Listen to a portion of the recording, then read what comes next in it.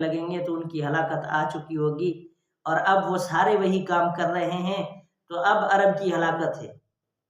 भाई अरब से पहले खुद के बारे में तो सोचो, हमारी खुद की क्या हालत है इस वक्त। हम ईमान के कौन से मकाम पर खड़े हैं?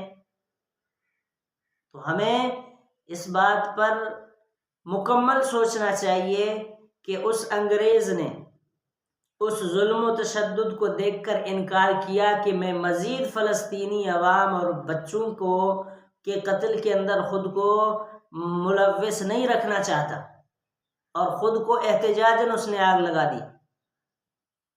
हम खुद को आग लगाएं ये दूर की बात है, इस्लाम भी इसकी इजाज़त नहीं देता, लेकिन ये सोचना दूर की बात है। हम तो PSL से बाइकाट नहीं कर सकते।